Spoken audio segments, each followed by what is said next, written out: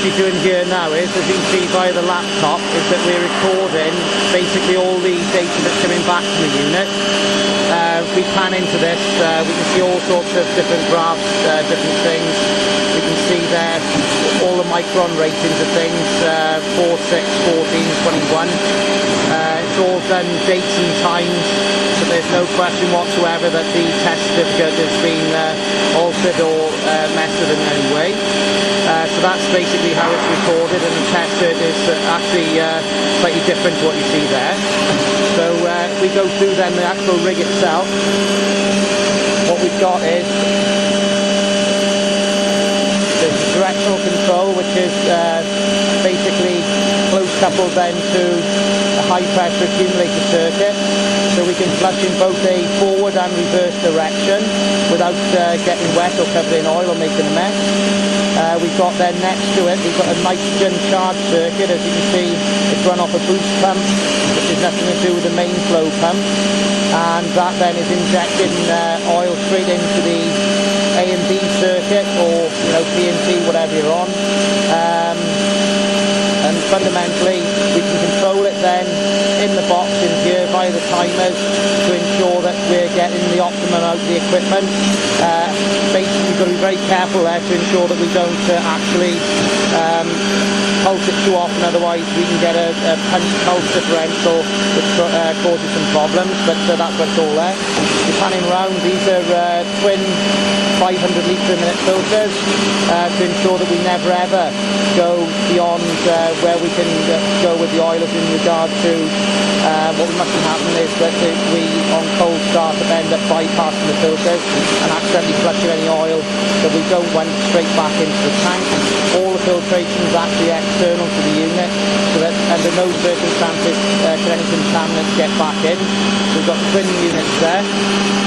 We're doing a pan up now, and we can look at how we flush. Basically the pipework itself is all marked up and labelled as required, so that we've got 5 pipes and 10 circuits, and we've got return in behind here somewhere where the oil's coming back to. We'll go around there in a second. So you can actually see now when the rig is running, you can watch the pulse, and as we say, that's been calibrated around about 120 miles an hour. So as you can see, we're a little bit closer into the actual unit itself now, and these are what we call the high pressure manifolds. As you can see, the isolations back to the unit are actually all shut off, and we've actually tapped into them then with big quick release couplings. Obviously I'm well aware of the pressure drops through them, that's all been calculated. So there's the 5 units, then we've got 10 circuits running off the back, they're all teed together. And what I'll do then is I'll show you around the pipework and the frequency that's coming back. So what we've got here now, this is out at one of the circuits that we're doing. This is where the pressure and return line is, where they meet at the manifold. Obviously the actuator's missing, so they're looped back together. This run is approximately 80 to 100 metres from the flushing rig itself. It'll give you an idea then of how much spiking's going on that's created through the accumulator. So we've got a lot of dynamic force at work here. As you can see, we've actually tied the units together. That prevents them from having too many problems or shearing off. So there we are, and this is the pipework run and the amount of shaking that's going on through it. That's basically created via the dynamics of the accumulator.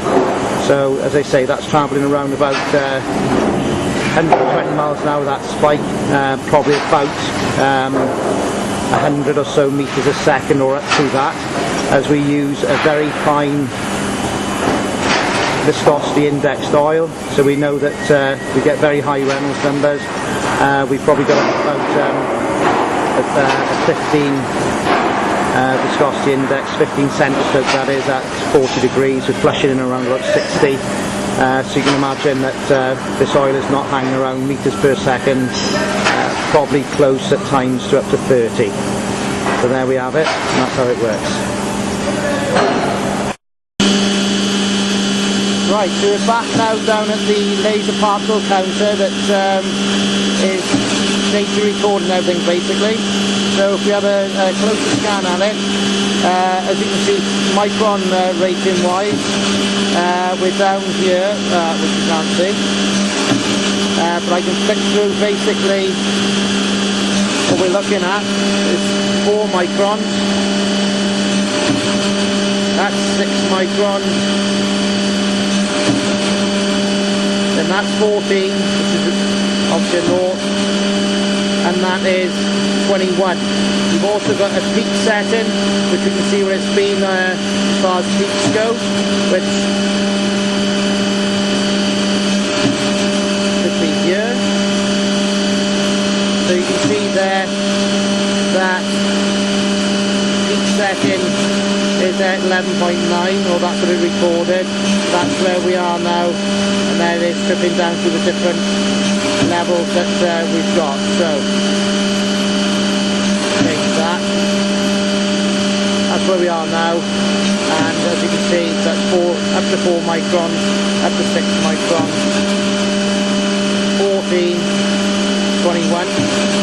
So as you can see there, there's nothing, this is actually spotlessly clean, and we're still pulsing.